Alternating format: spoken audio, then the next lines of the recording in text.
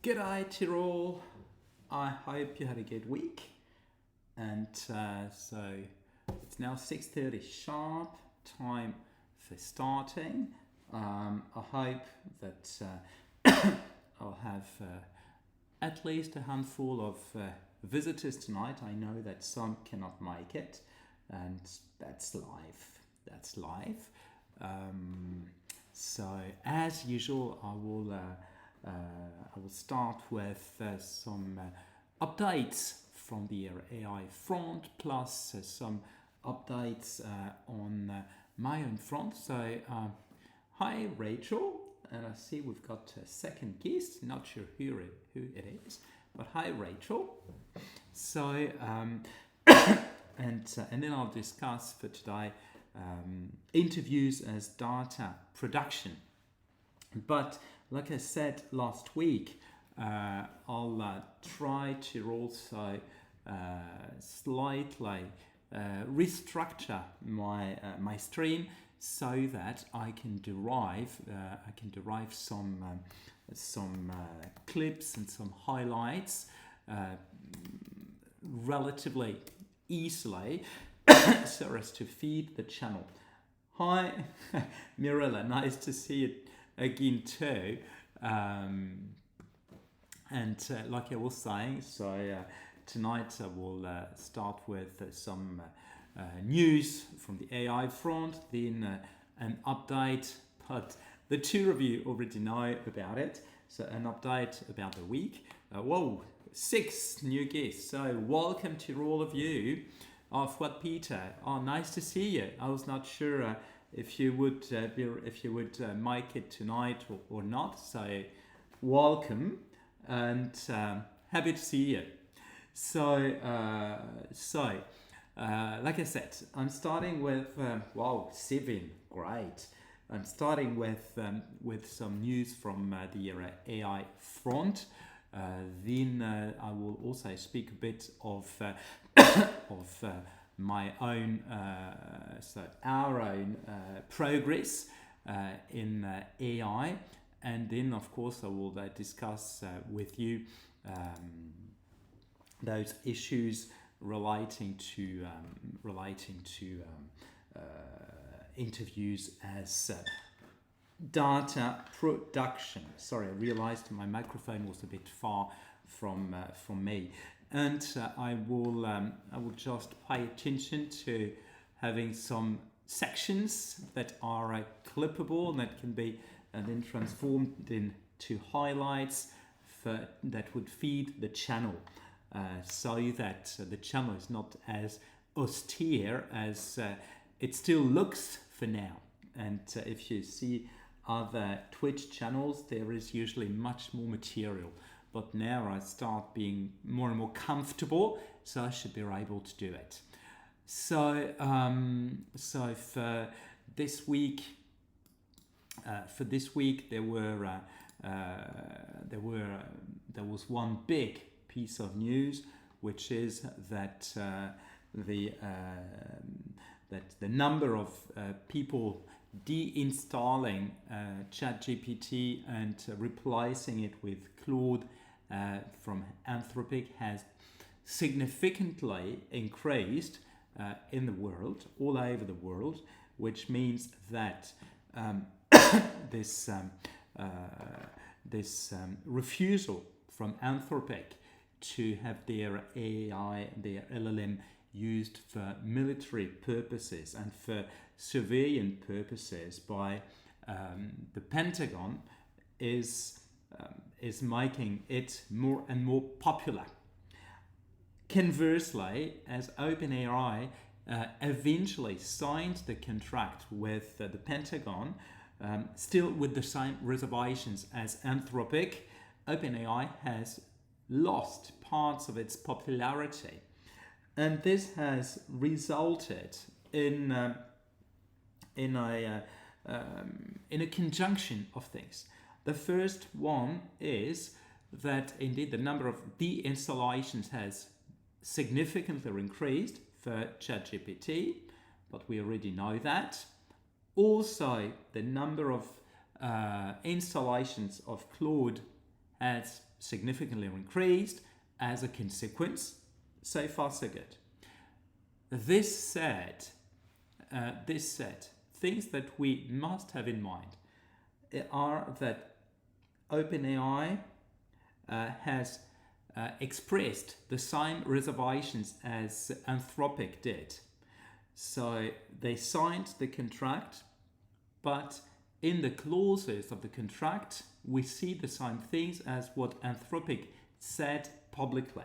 Just OpenAI is not saying it publicly, just privately in the clauses of the contract.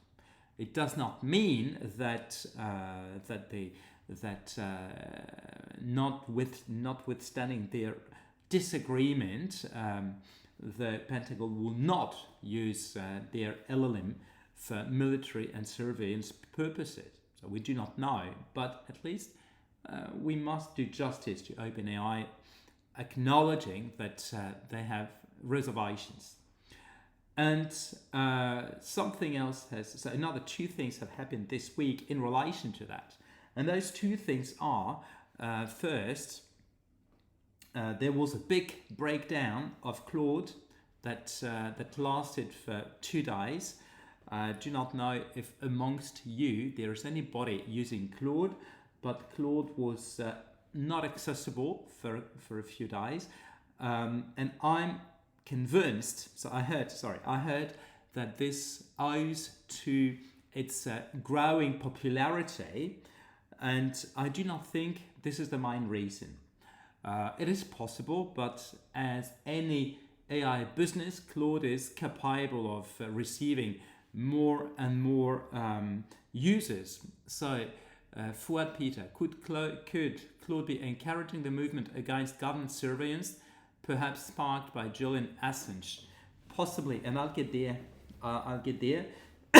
I'll get there soon with possible futures for Anthropic. But I doubt that the breakdown was owed to increased popularity. I rather think this breakdown was linked to the fact that Anthropic is using Amazon Web Services, and Amazon is one of the multiple providers for the Pentagon, and any company working with the Pentagon is prohibited to work from working with Anthropic. My feeling, my impression is that this breakdown was sort of a warning on Anthropic, saying here is what could happen to you in the future. Revise your judgment. I think it is a way of exerting some pressure on Anthropic. And this is where I wanted to discuss something with you first, from now, sharing my screen and then commenting on the sorry, you can't see it. Commenting on this. I'm sorry, it's in French. But Anthropic, I see 4 possible futures. Here, the biggest problem is that Amazon is currently a significant stockholder or shareholder of Anthropic. And here, like I said, companies dealing with the Pentagon and more generally with the US administration are not allowed to use Anthropic. So, scenario 1 is a scenario where Amazon would withdraw from Anthropic so as to remain compliant with the administration requirements, in which case it will be difficult selling. I'm not sure many other companies would agree to purchase or to take over Anthropic as its main provider is withdrawing. So if Amazon withdraws, I think what is possible is that that Anthropic declines.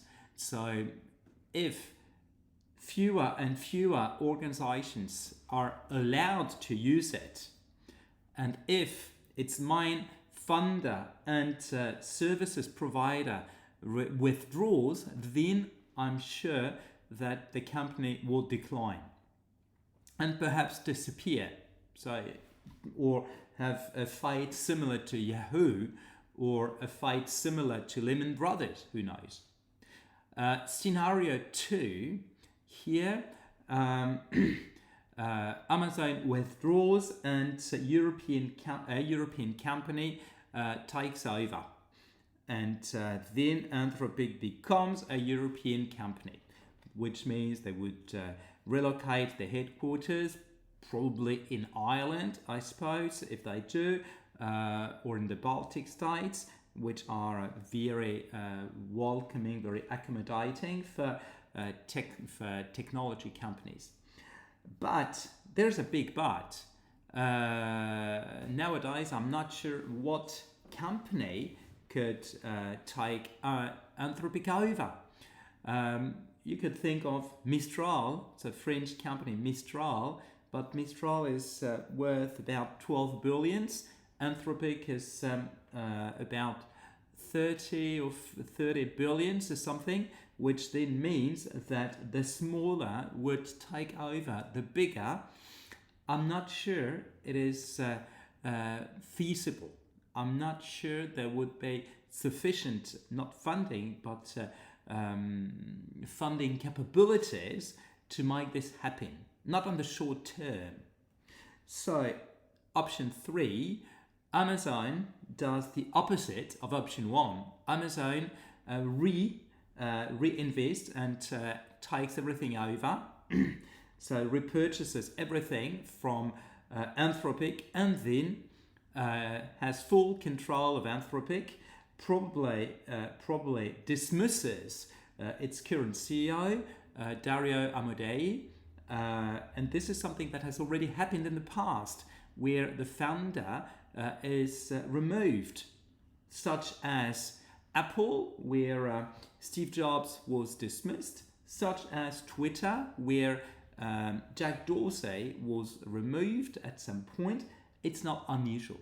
So scenario 3, something possible, where then Amazon would regain strategic capabilities in AI, especially as they are nowadays behind. Plus, they could control Anthropic's positioning, which is not the case right now. In this situation, I would see Anthropic radically changing. So it would still be good, technically speaking, but its positioning with privacy, with data protection, etc. would probably be undermined.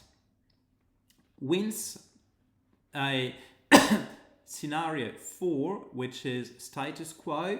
So everything remains as is, and Anthropic gains its independence and maybe the avant-garde of a movement against government surveillance and in favor of human rights protection. Why not? But the fact that Anthropic has been blacklisted from the American authorities makes it really a sort of a danger for American security, and for this reason, companies that deal with American authorities will still not be able to use it. So the status quo for me is a situation which is not tenable on the midterm. Perhaps for the next couple of weeks, or perhaps the next 2 or 3 months, things could stay like this, with tensions between Anthropic and US authorities, but I really doubt that it will last. I think that what is really possible will be scenarios 1 or 3, where either Amazon entirely withdraws, and Anthropic slowly disappears. No funding, no support, users that will be hesitant, or scenario 3, where Amazon fully absorbs and fully controls Anthropic, which totally changes, and with the dismissal of its current CEO. I think scenarios 1 and 3 are possible, and scenario 3 is probably the most likely to occur. Wait and see.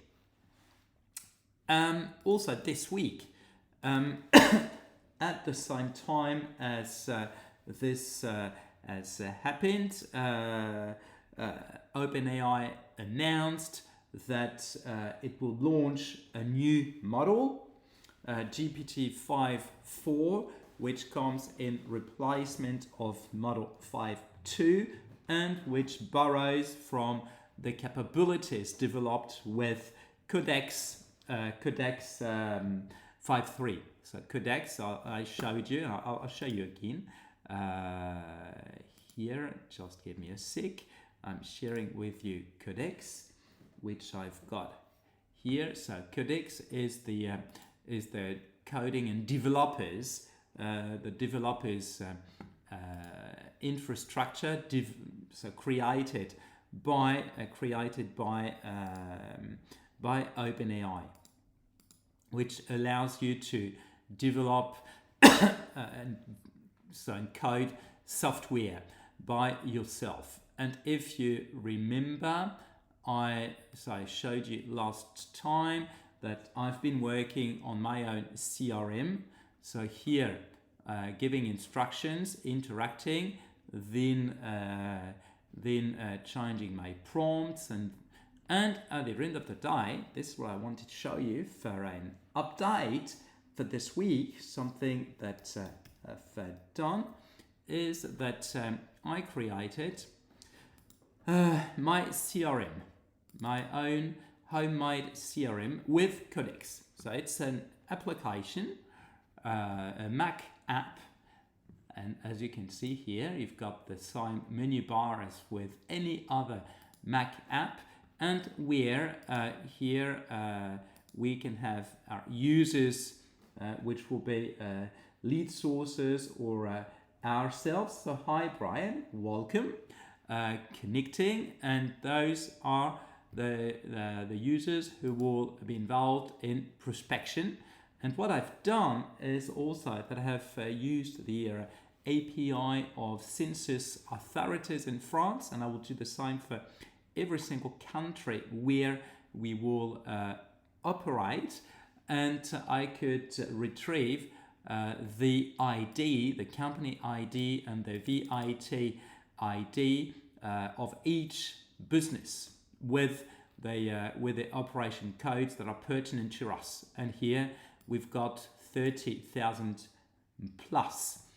And based on this, we will have the 4 of us plus the lead sources who will be able to convert those into contacts. So here next step will be automating the retrieving of contact details. So here I do not have contact details, but I will, so email or phone number. And then once I've got this, it will come here where users will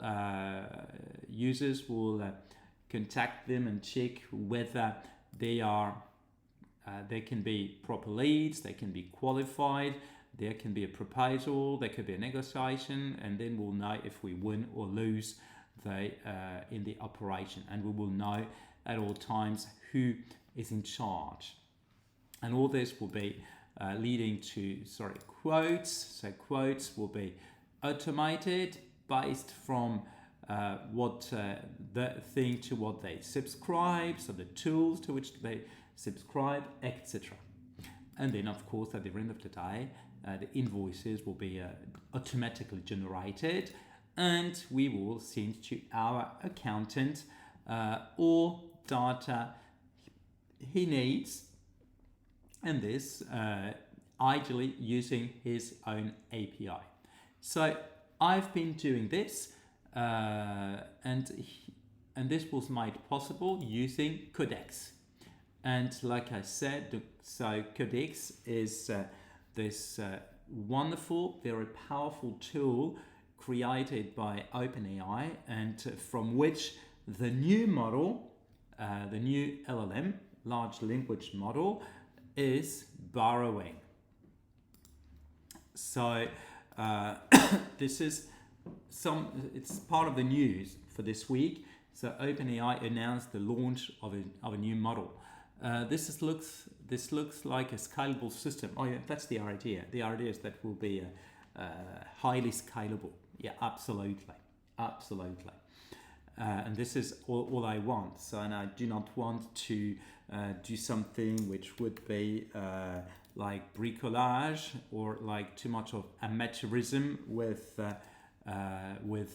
just an Excel spreadsheet, or just using something many people use, which is called Notion, which I can show you here if it wants to open. Yeah, here Notion is opening. And no, I do not want Notebook LM, sorry, I wanted Notion. Notion is this one. So Notion is a sort of a database that can be fed with AI and with fields that can be updated or whatsoever, but it is still pretty rough. It is still pretty rough, and honestly, works like bricolage. It's and I do not really like the outlook of it. So for that reason, I have developed our own CRM, and now it does not cost much doing it. So this was with the main thing that occurred this week. So Anthropic, OpenAI. My take on this is that OpenAI is far from dead. OpenAI is now encouraged by American authorities, and is bound to develop more, so to develop further, so that NATO has started also introducing AI, not necessarily OpenAI per se, but AI, and they're considering OpenAI for a number of things. So I think OpenAI is not dead. Anthropic is bound to be in a difficult situation.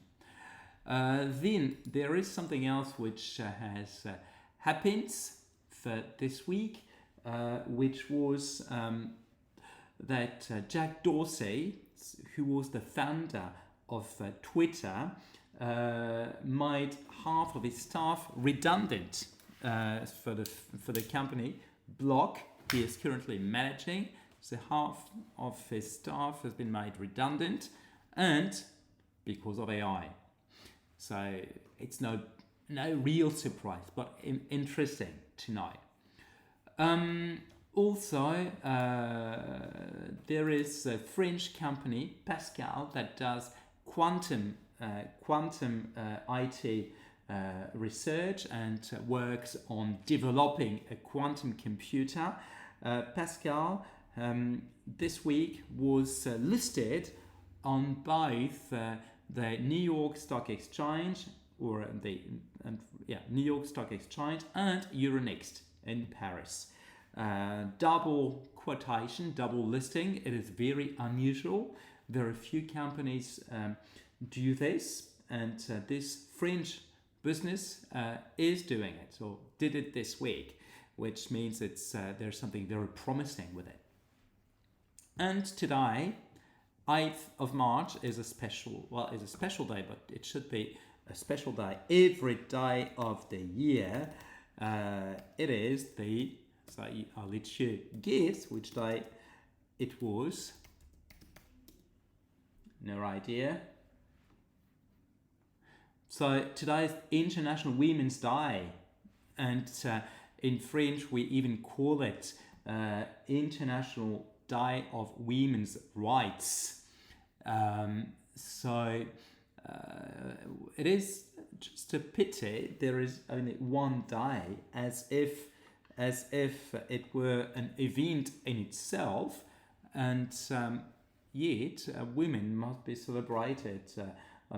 Celebrated as part of society, full part of society, every day of the year, not just on the 8th of March. And when the 8th of March is a Sunday, I think it is really a pity where nobody can really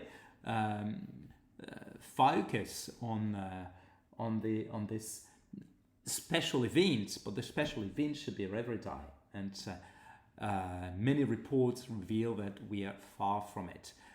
In particular, when it comes to wage equity, there is still a big gap between males and females, unfortunately. Likewise, there is also insufficient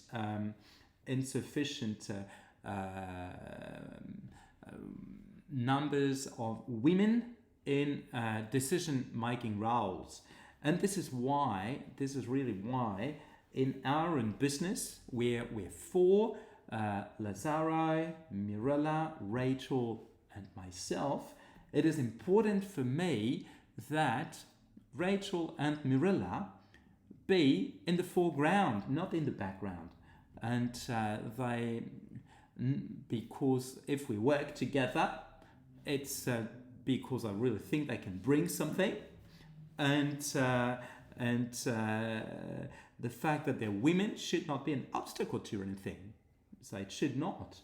So do I think the legal equity gap is even more dangerous than the pay equity gap? So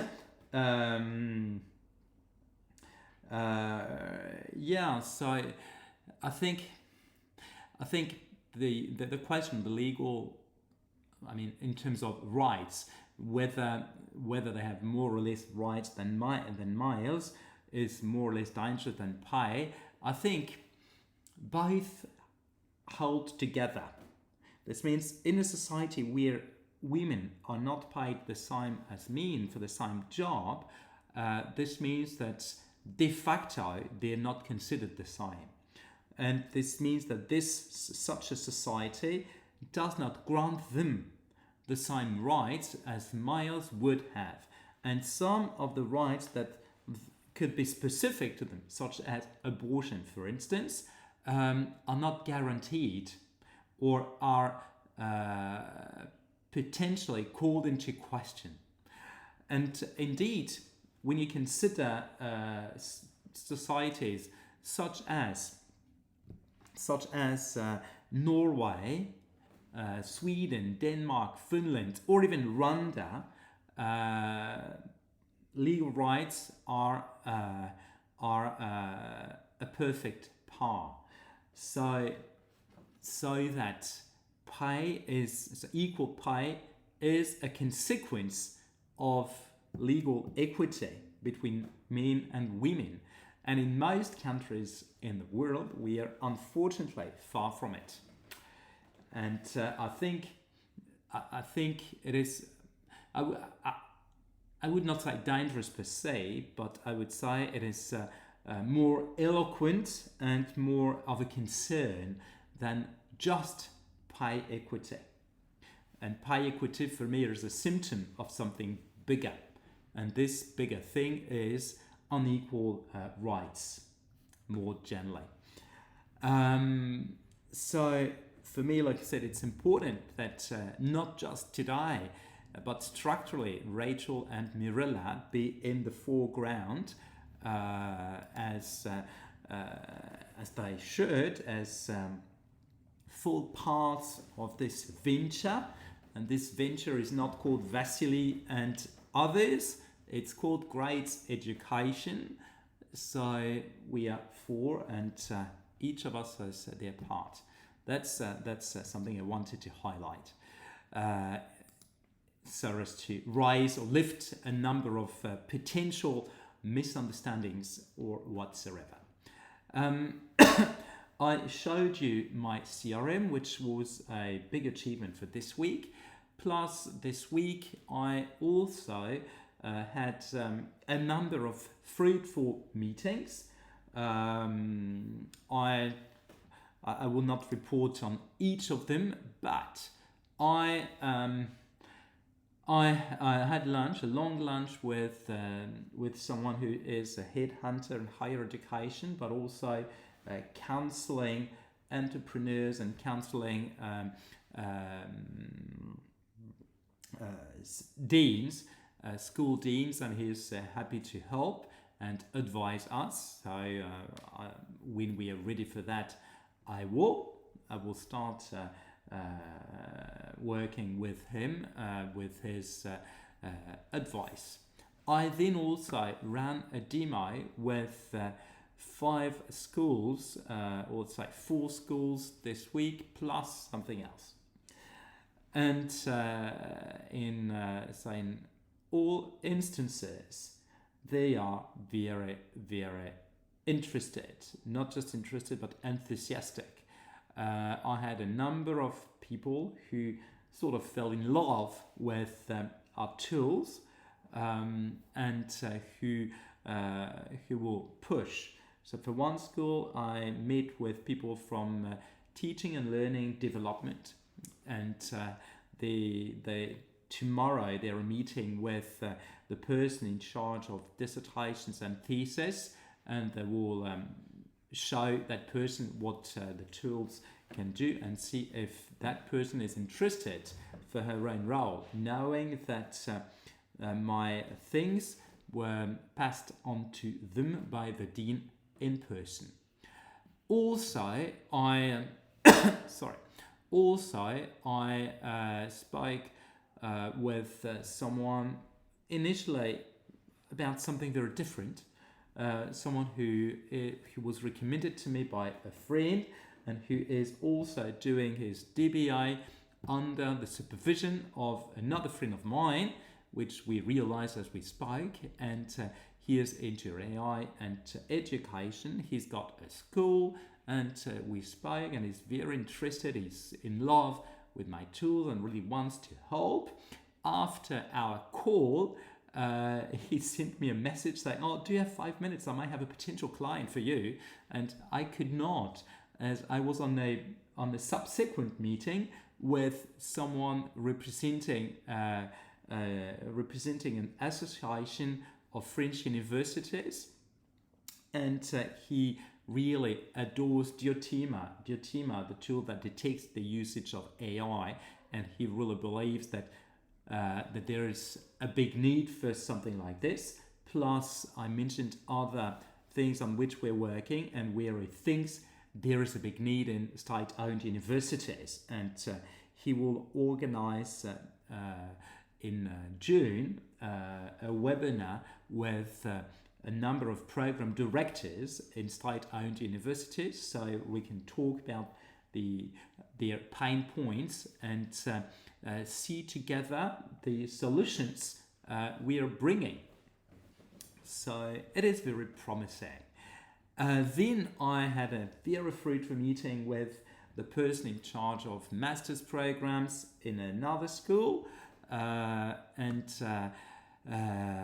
again, she's fallen in love with my tools, and she really wants to develop them. Also, she would like me to be involved in the redesigning of the end of studies dissertation, and my tools being part of it. So this is what she would like, and the associate dean for programs, who is her manager, loves the tools too, and wants to push for things, but wanted this to come from so bottom up, actually. So it was sort of bottom up. It was suggested by the top and loved by the grassroots level. So very promising. And last, on Friday, we had another meeting with a university in Florida, and the dean in charge of AI development is really enthusiastic about the approach. We did not do a demo, we spoke. It was the first meeting, and we're meeting with him in 3 weeks' time to do a proper demo and see if there is anything in particular on which he would like us to insist by then. So again, something very, very productive, a very good week, and a couple of other meetings to come, but I will report on them once they have happened. The tool's reputation is growing fast. I would say the reputation itself is not growing fast enough, but I'm building the cobweb or the spider web, and the spider web is taking a bit of time being built, and the reputation is going. We're making the reputation, and I really hope that at some point people talk about it, and then other people contact us directly.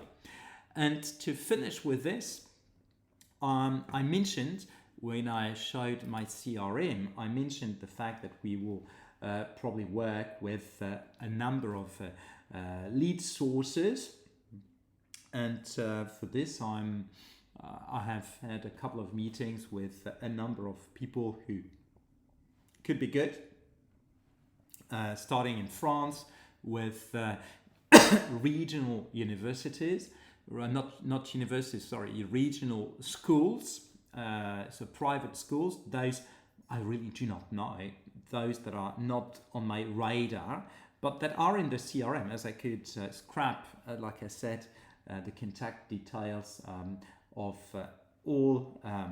every single company operating in this industry, and meet with someone who could do the same in Spain, where private institutions are growing, and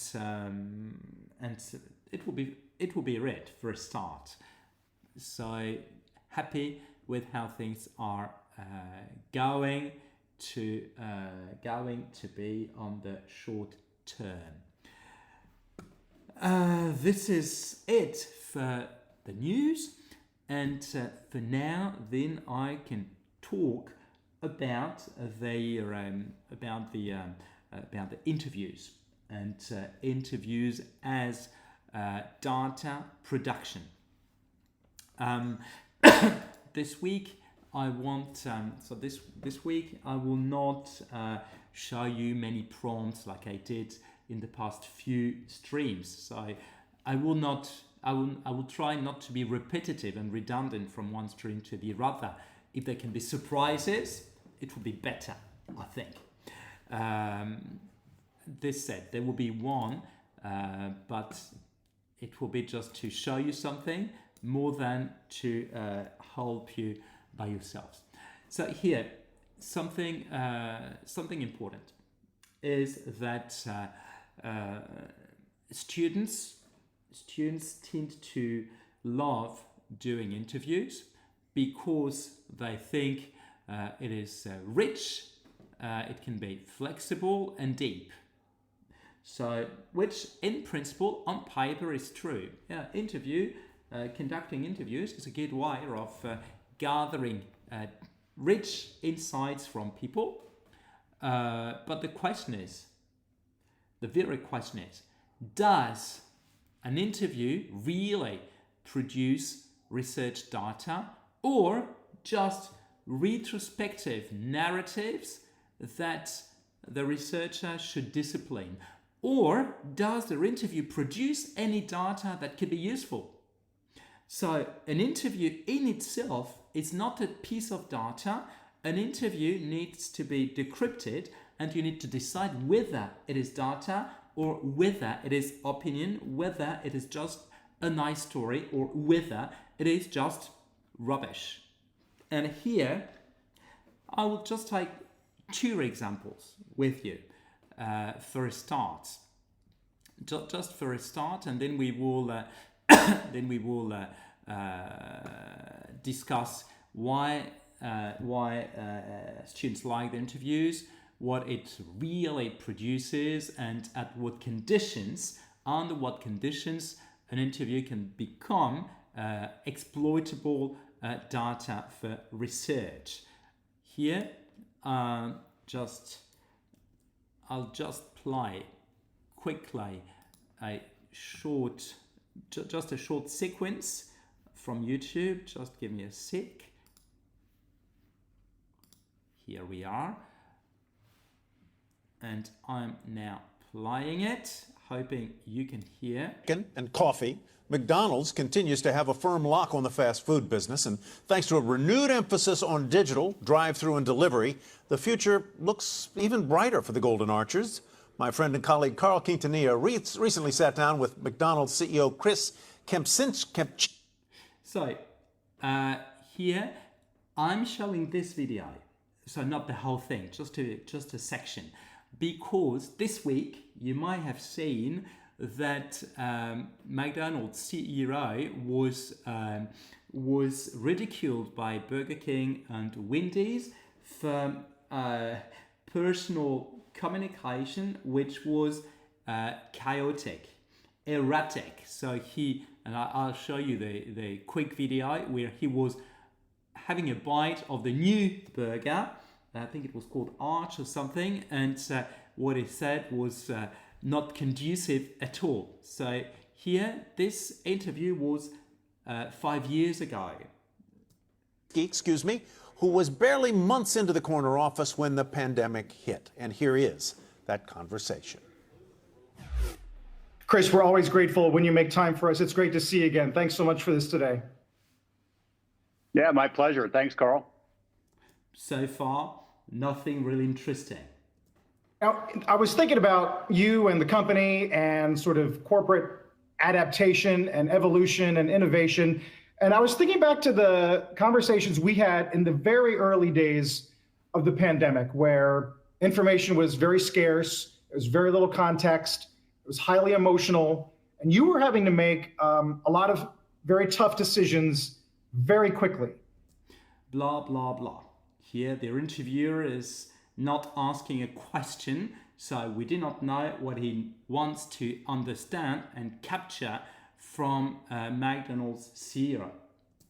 I wonder, when you look back now in hindsight, when you think about that period, were you operating through some kind of planning matrix, or was it truly fly by the seat of your pants? How do you describe that period now?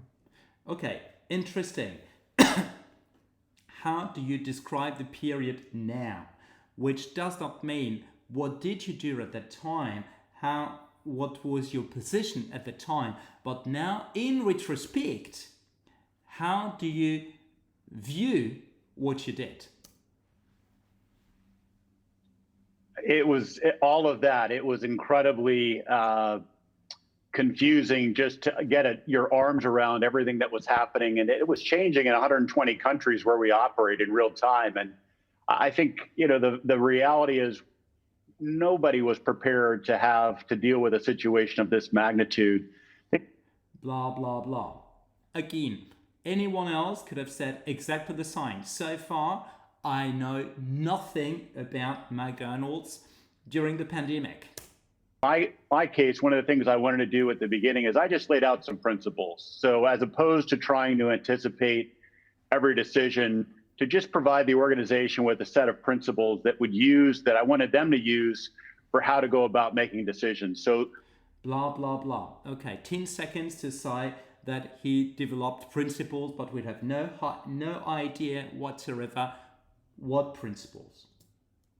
Started with, we're all in this together, and we needed to have that mentality that we all need to help each other through this, franchisees, suppliers, the company, et cetera. Second for me was, we're going to lead by example, which means we're not going to ask the crew to go to places that we wouldn't ourselves be willing to go to. We're not going to ask of others things that we aren't willing to do. Well, I will not continue much further, but all this just to show that here we've watched about 2 minutes of an interview where nothing was said. So their interview, if you look at the at the bottom of my screen on the left, their interview is 16 minutes, 47 seconds, and in 2 minutes and 26 seconds, we have no exploitable material whatsoever. Interesting, isn't it? So, this is just an introduction for today's point on how interview can be source of data and under what conditions. So first, why students and researchers like interviews. From a student perspective, and here Fuad Peter as well as Mirella, please give me your take on this. My feeling is that for many students, the interview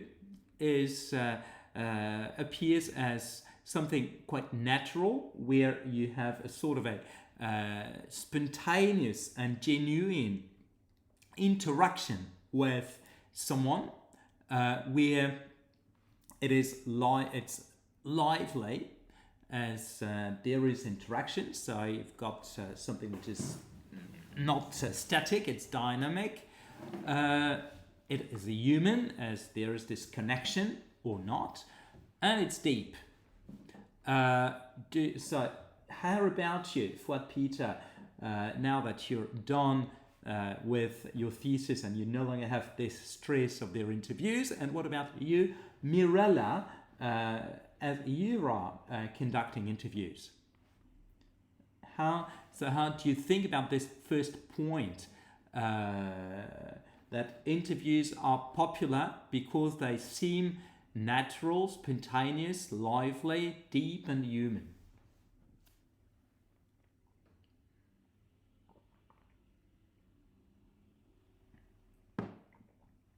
Okay, so I'll continue, and if there are reactions, then I will build on them.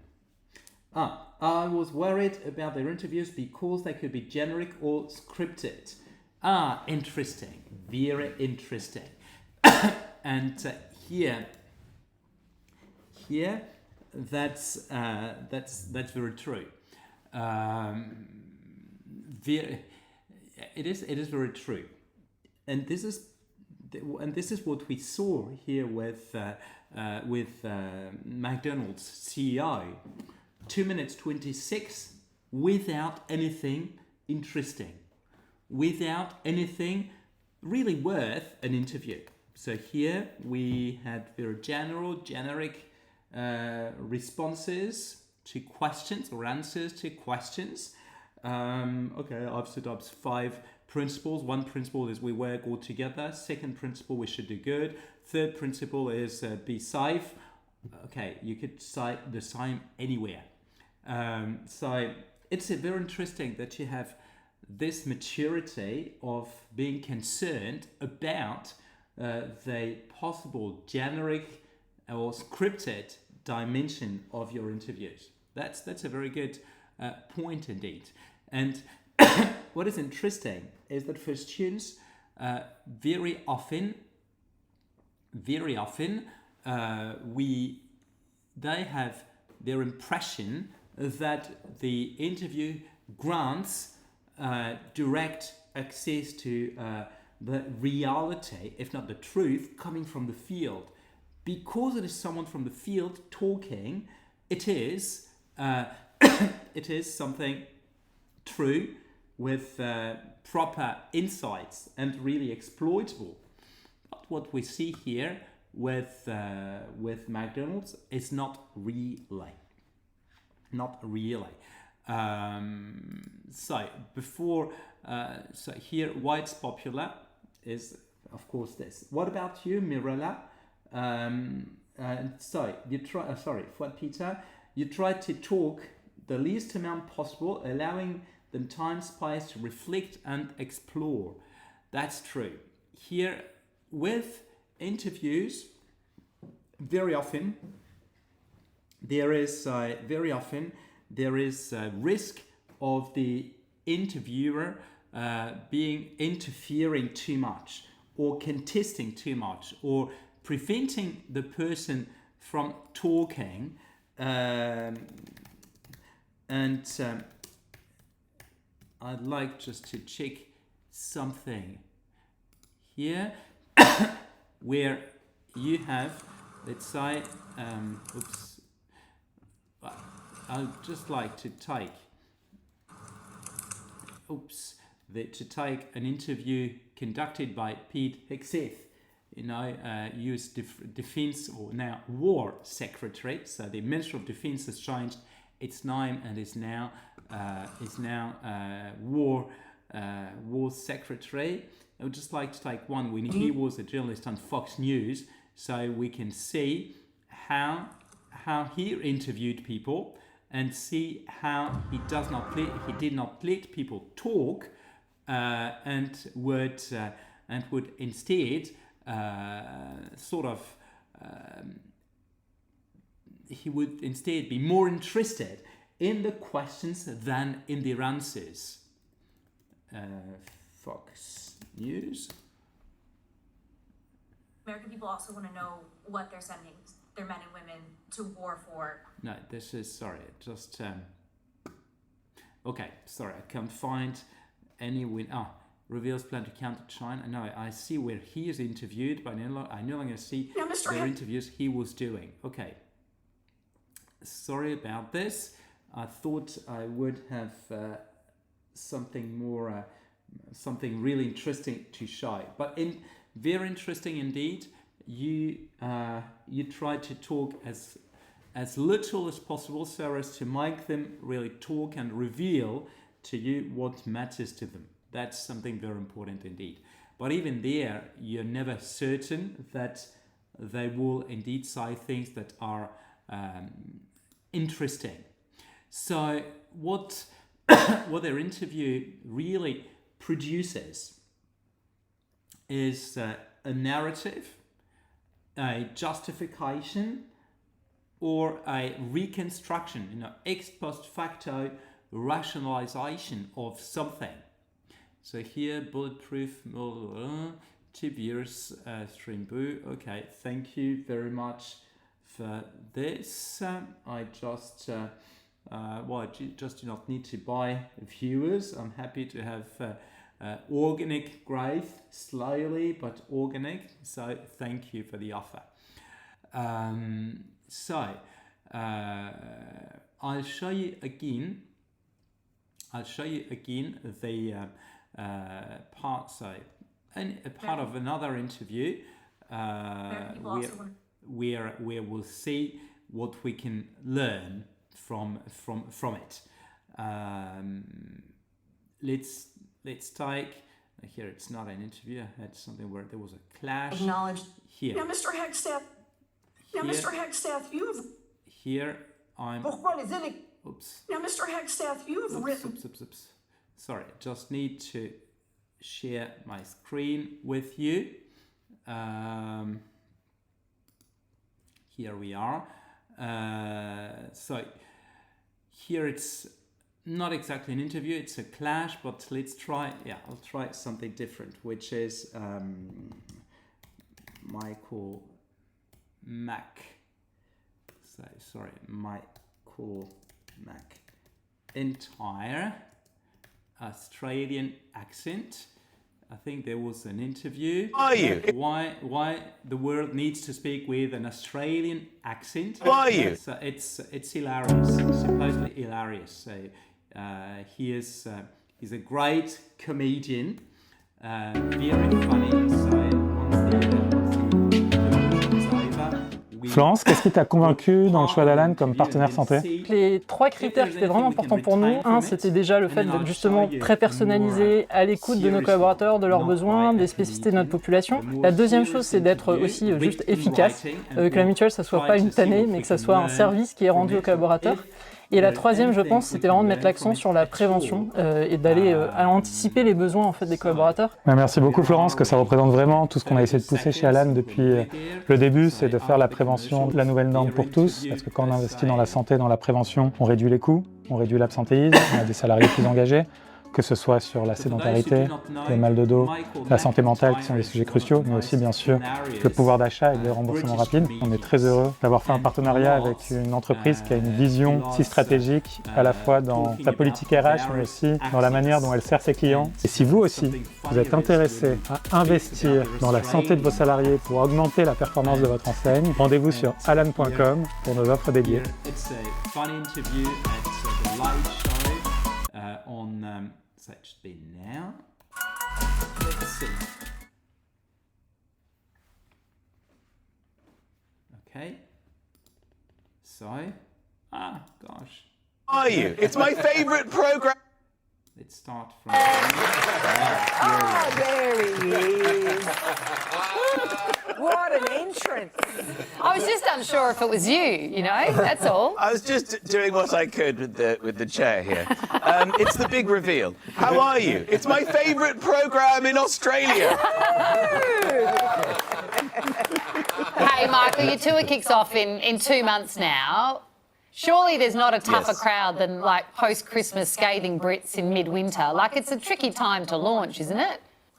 Well, that's why I'm coming to you, because you're so friendly. No, I absolutely love coming to Australia because it's so far that you're so grateful that I've come that I think you laugh harder in the hope that I'll return. I think there's definitely a sense of thanks for coming. Let's make it. Let's be hospitable. It's like I'm a guest. It's like keep laughing and he might come back. So I really, really enjoy that. It's great that you enjoy it. We love having you here. Although, can I admit to a little bit of concern about the title? Jet-lagged and jolly. Look, yes. Jolly is wonderful. Yes. But jet-lagged kind of feels like you're coming up with an excuse for the show being bad before you actually do it. Quite wrong. Oh. Jet lag is perfect for me because I'm a morning person. So I wake up, I'm very funny between when I've got a coffee on the go in the morning. So between I don't know, I would say 8 and 11 is my peak time. And unfortunately, I always have to gig at 8 p.m., 9 p.m., 10 p.m. But in Australia... So I will not go to the end, but what is, I think, interesting is that here, when you're interviewing a person like Michael McIntyre, you cannot afford to have a boring interview.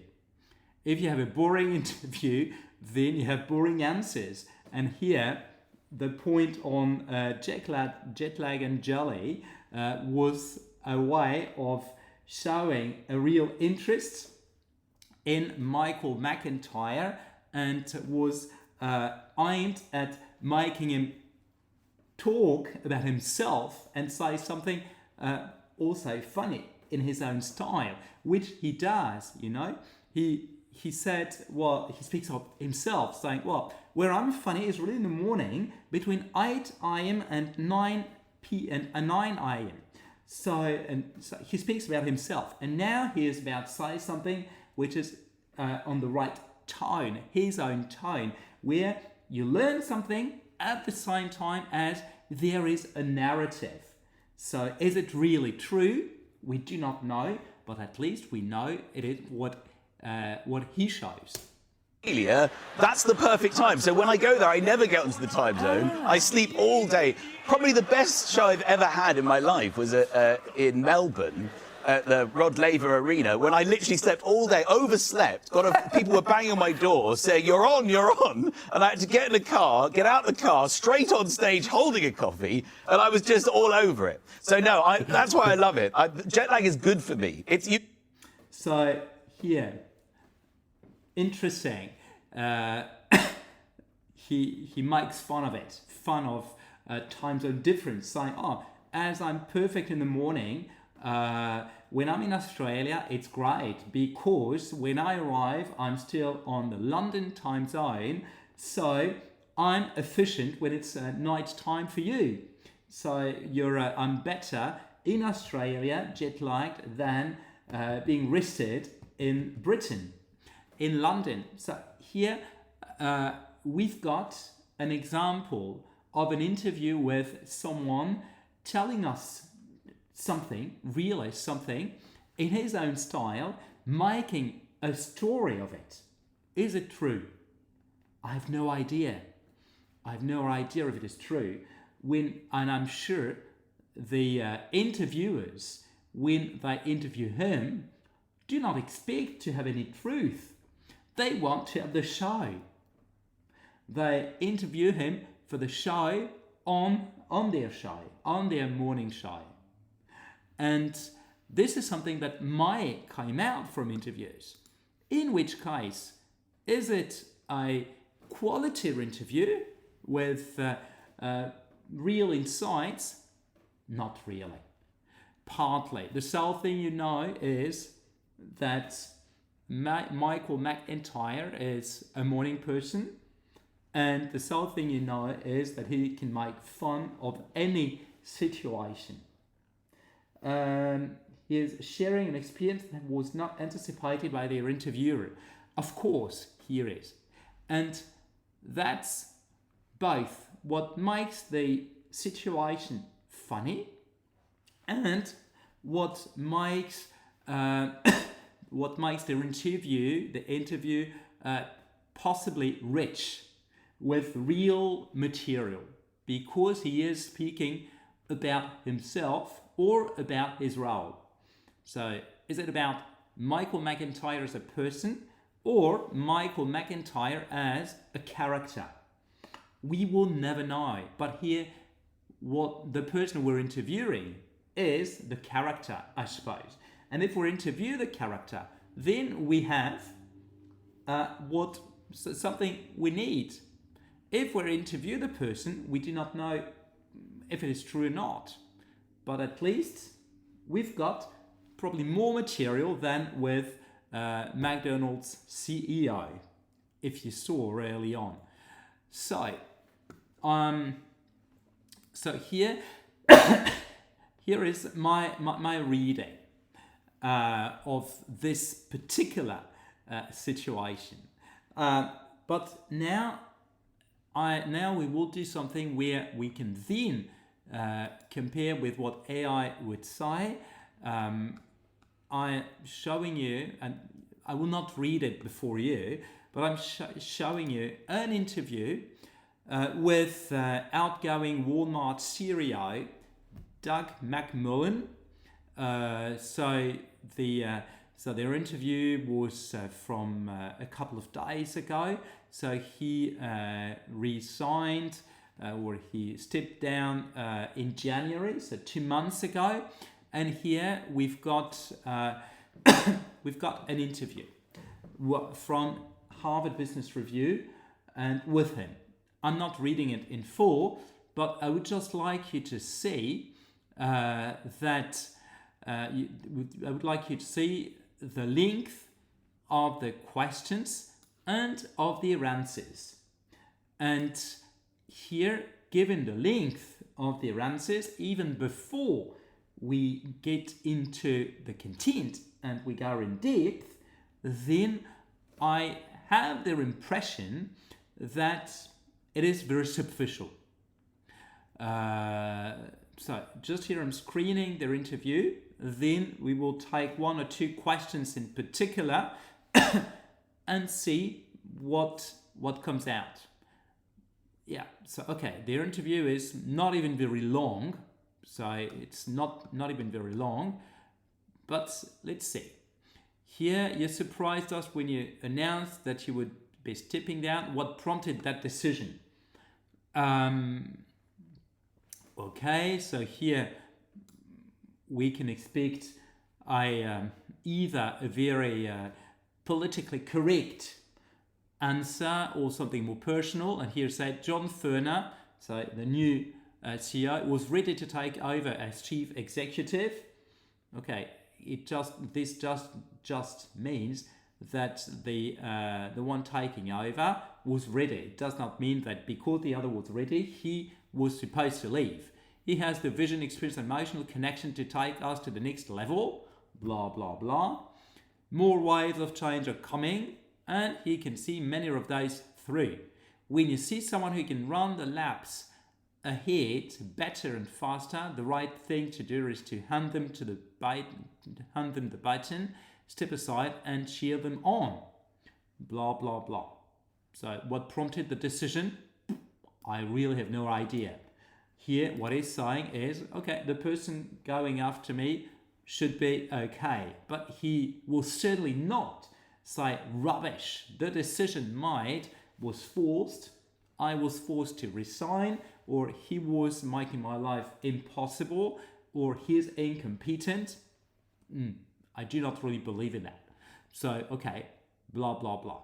What skills and perspective does John bring that are different from your own? With this question, skills and perspectives, plus different from yours, I'm expecting a long answer, a detailed answer. And here we have a similar passion for our people and our business, blah, blah, blah. And we both grew up doing lots of different jobs in the company, blah, blah, blah. But John has a unique ability to learn about emerging technologies and apply them quickly in our business. At Walmart, we say that we are people-led and tech-powered, and John is wired to execute against both dimensions better than I ever could. Blah, blah, blah. What I understand from this is that the new CEO, John Furner, is more technology-driven than Doug McMullen. That's all I understood. From this, no idea about skills, no idea about perspectives. I just understand that one is more AI and more technology driven than the other. With AI disrupting business models and with endless geopolitical uncertainty, what does it take these days to lead consistently? Here we have AI disrupting business models. That's one question. Endless geopolitical uncertainty, another big concern or big issue. What does it take these days to lead consistently? Here, I would expect, again, a relatively lengthy answer to the question, right? And here I see, it's important to remember who you are, but also to be open to change, blah, blah, blah. You can say this anywhere. When generative AI first captured everyone's attention, our mindset was balanced between offense and defense, blah, blah, blah, like everybody. That shifted over time to being more offense and growth oriented, like anyone. We're excited about AI. There's a great opportunity for us to change how people shop and to save them time. Okay, the sole thing that I see sort of related to his business is that shopping can be simplified. That's a great perspective, right? And how to lead consistently. It's not answering the question. As for geopolitical issues, in passing, or by the way, there's been turbulence for quite a few years, okay? We know that, and I think we've learned how to operate in this environment, blah, blah, blah. Again, have we learned anything from those few questions? So just the first 3 questions, honestly, from my perspective, nothing. I have not learned anything. For me, this interview is not adding anything to our understanding of what's happening with Walmart, with the new CEO. So back to our conversation, and soon I'll share with you a prompt with that will give us an interpretation that might differ from mine. But for now, here we are, back here. So, as you can see, an interview is not a data in itself. The interview can be a narrative, can be a justification, could be self-congratulation, could be a rationalization of what happened, but there's not always a proper data. People tell you stories, not necessarily mechanisms. Remember the McDonald's CEO, while we are building 5 principles, blah, blah, blah. We do not know anything. So, what should we do here? Here, like I said, I'll share with you a prompt just to analyze their interview and see what we can learn from their interview. And I'm sharing my screen again with here that's here with the prompt, which I will run into Gemini. I've already pasted. I've already pasted their interview.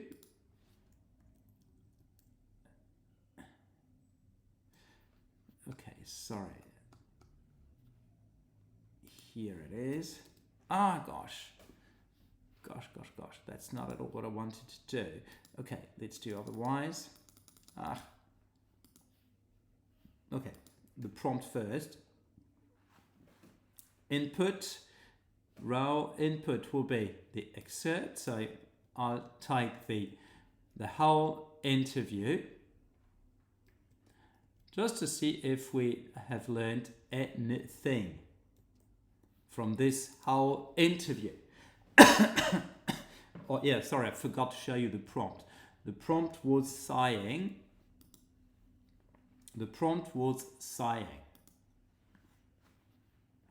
Raoul, you're a methodological examiner tasked. Determine whether the following excerpt contains analytical material, post-hoc justification, narrative reconstruction. Then here is the excerpt, so the interview itself, their output, dominant type of discourse, textual indicators, what can legitimately be inferred, what cannot be inferred. And we'll see here with this full and relatively brief interview. As a methodological examiner, I have evaluated the provided interview with Doug McMillan, and let's see how we differ, Gemini and myself. Their text is a complex hybrid of corporate reflection and strategic reporting. 1. Dominant type of discourse. The dominant discourse is narrative reconstruction. While there are elements of analytical thought regarding future technologies, the overarching structure of their interview is a retrospective shaping of Macmillan's 12-year tenure. It seeks to wave disparate past decisions, wages, e-commerce pivots, cardboard recycling, into a cohesive, intentional journey towards a predefined purpose. Textual indicators. Analytical material indicator, the what-if scenario regarding Halloween costumes and tariff fluctuations. This demonstrates a systematic breakdown of variables, price points, sourcing, consumer psychology, to reach a logical construction. Indicator, the specific correlation between reducing operation margins and long-term capital reinvestments, which we did not read together. But interesting, post-hoc justification. Indicator, the cardboard recycling anecdote. Macmillan admits that initial embarrassment at paying for disposal, but frames the eventual discovery of its value as a deliberate learning journey that proves Walmart's sustainability efforts are super practical for the P&L. Okay. Indicator, framing the e-commerce catch-up, which he admits was initially slow as a necessary evolution where the right thing to do was wait for the right successor. Narrative reconstruction, yes. Indicator, the use of the baton and lapse metaphor to describe the zero transition. This simplifies a complex board-level succession into natural athletic inevitability. I fully agree. So it's reconstruction. But then the distillation of 30 plus years of corporate history into the evolution of a single phrase, save money, live better, it does not really help. What can be legitimately inferred? Strategic prioritization. Walmart consciously chose to sacrifice short-term shareholder profitability to modernize its digital infrastructure and labor relations. Maybe. Operational agility. The company successfully transitioned from a weekly to a daily leadership cadence during the pandemic, suggesting a high degree of internal communicative flexibility. Succession logic. John Furner was selected specifically for his technological fluency, implying that Walmart views its future primary battlefield as tech-driven rather than purely logistical. Possibly, but we do not know. It's an hypothesis. What cannot be inferred? External market pressures. The text does not reveal the extent to which Amazon's growth forced these changes versus Walmart initiating them proactively. Internal friction. While Macmillan mentions being intimidated by Sam Walton's desk, the text provides no insight into board-level disagreements or resistance from traditional operations staff regarding the digital pivot. Actual ROI on AI. While the text mentions offense and growth regarding AI, there is no data to infer whether these tools have yet produced a net positive return on investment or if they remain in their experimental phase. So here, nothing that really helps. Here, if it aligns with the researcher's philosophical stance, AI may help improve second code of verifiability. Yeah, absolutely. But here it's even before coding, Fouad Peter. It's even before coding. We see that whether their interview deserves to be coded, and if we find that it does not, because it's too much of I would not say useless narrative, then we might just relinquish it. So I'm just taking the beginning of the interview. Just what we read together, so as to see what the prompt says. But I'm trying this prompt with Perplexity this time, a different AI. Because if I take Gemini again, so Gemini will remember what I asked just before, and then their answer will be influenced by what it already knows. Therefore, where is it? It should be here. Therefore, therefore I'm doing this here. This here, going into Perplexity.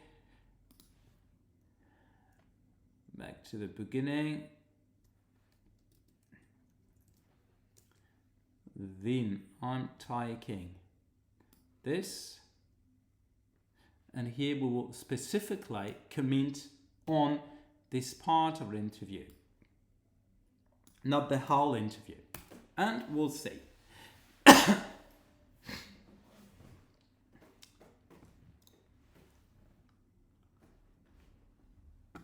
Okay, dominant type of discourse, narrative reconstruction with localized elements of post-hoc justification. There is almost no genuine analytical material. I fully agree. This is what I said early on with blah, blah, blah. The dominant type of discourse. The passage primarily reconstructs a story of leadership transition, what happened, why he says he left, what the successes was like, how AI geopolitics evolved for Walmart. Within that narrative, Macmillan's explanations of his decisions and of AI strategy function mainly as post-hoc justification of choices already made, rather than a neutral, I would say, genuine analysis. There's very little systematic, concept-driven examination of causes, alternatives, or trade-offs, which would be required for analytical discourse. True. Textual indicators, narrative reconstruction, which is dominant here, temporal anchoring and career summary. Before stepping down as CEO in January blah, blah, blah, transformed, blah, blah, blah. Framing as an edited version of their interview, tied to an event. References to HBR's Future of Business event and to shortly before announcing his departure situate the discourse in a concrete storyline. This means he's telling you what he wants to tell, which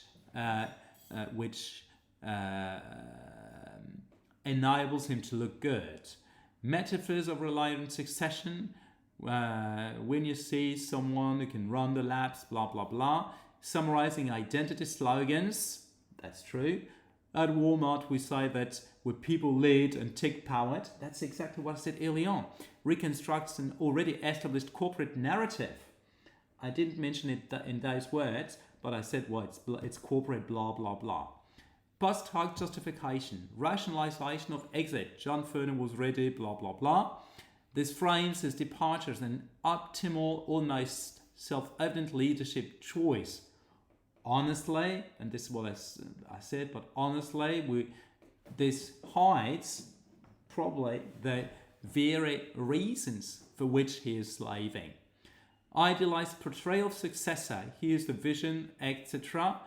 And all this justifies the change by emphasizing Furner's exceptional fit for more waves of change. So, again, corporate blah blah. Retrospective framing of AI stance. When generative AI blah blah blah, that shifted constructs a coherent evolution ex post, presenting past caution and current offense and growth-oriented stance as a logical progression. But it is unlikely to have been this logical. What can legitimately be inferred from their excerpt itself, cross-checked with external information? Macmillan is positioning his departure as voluntary and motivated by confidence in his successor. Okay? The corporate identity slogan, people-led and tech-powered, is not ad hoc for this interview. It is a recurring framing in Walmart's discourse and in Furner's own messaging. This means he is here not telling anything personal. He is speaking as the company would. So nothing really interesting. The company's stance on generative AI has shifted from a mixed offense and defense posture to a more opportunity-driven growth-oriented approach, at least in how leadership publicly describes it. Okay, here again, nothing new. Geopolitical macro uncertainty are presented as ongoing conditions to which Walmart leadership claims to have adapted over quite a few years, consistent with external reporting on tariffs, global supply chain, geopolitical turbulence during Macmillan's tenure, but we do not know anything. The interview text is curated.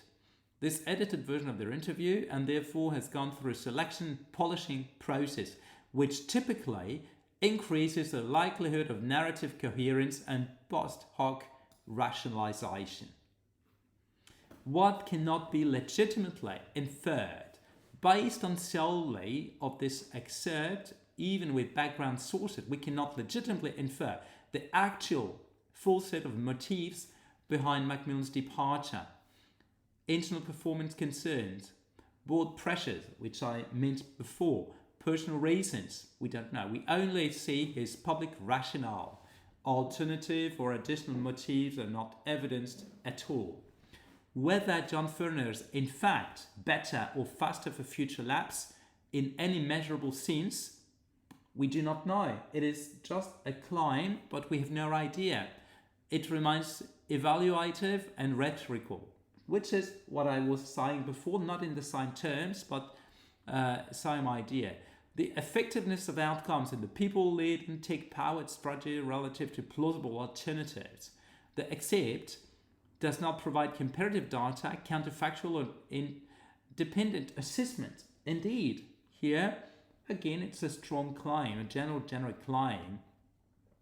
So, the internal debates, disagreements or trade-offs around AI risk, data ethics, labor impacts, or geopolitical exposure, they're suggested and via offense and defense and turbulence, but are not analytically unpacked. So we have no idea what they mean.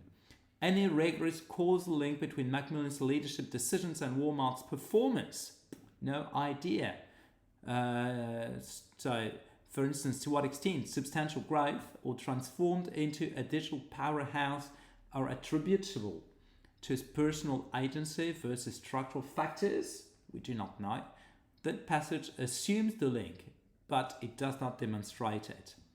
In methodological terms, the text provides a polished leadership narrative and self-interpretation of decisions, useful as data for discourse analysis or image management, but not as an analytical account of causes, alternatives, or internal organizational dynamics. For me, discourse analysis, if we just take corporate discourse, because we know nothing about him. And this is conversely, in contradistinction to Michael McIntyre, who spoke about himself, but we do not know if he spoke about himself as a character or as a person. But here we had some substance, whilst we've got none regarding Doug McMullen. This is where I think there is a real concern. Such an interview is useless as such, really, as it stands. So this means that the problem is not the interview in itself. It is the questions that are asked, the answers that you get, and the usage you make of it. That's where the problem lies. So here we can see that the data does not pre-exist the analysis. So data is part of their analysis. It's not there before, but it's within their interview what people could tell you or could not tell you when they eventually say something. This is where indeed you can pretend to gather material. So what is important to have as a takeaway is that there is a big difference between what people say, what they tell, so what the narrative is, and what is analytically exploitable. So people can talk, can be talkative, say a lot of things, but tell you nothing. And when they speak, based on how much they rationalize a situation, based on how much they want to look good and have a storytelling, you can more or less exploit this data. So not everything in interviews is exploitable. There are interviews that are not good. And here for me, this HBR interview is problematic as there are too many questions with nothing in the answers, really, nothing that is really exploitable. So did we learn anything? Not really. We just have confirmation of things we already know, of things that are not new, and even those things are not evidenced by anything, not substantiated with anything. This is where, when we're conducting interviews, is a big challenge when you have to produce data. So data is not there before or just in the interview in itself. It is in how you conduct it and how your informants eventually respond. That's why, and I will conclude on this, you will really have proper interview material when you're asked questions that call for personal answers, where it is about you, yourself. How did you react to this? How did you think about this, etc. This is the very point, and something we do not always see. However, this is where your material can really lie. So just one thing for next week, there will be no. I will not stream next Sunday.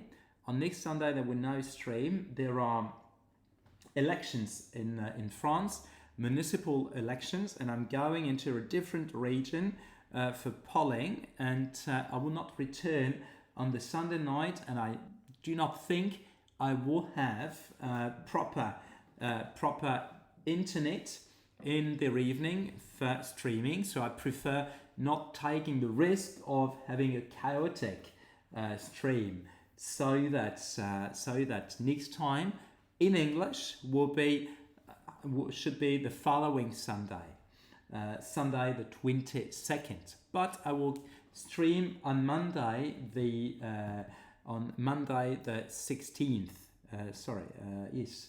16th of March. So it's if it aligns with the researcher's philosophical stance, AI may help improve second code of verifiability. Oh yes, I answered this question. I responded to this point. Absolutely. So AI here is just something that can help you identify potential blind spots in your analysis, or qualify what you see or your understanding. Here we are. So I wish you a lovely fortnight, and I'll be happy to see you then in 2 weeks' time. And sorry for not being able to make it next Sunday. So bye to all, and I'm looking forward to seeing you soon. Cheers.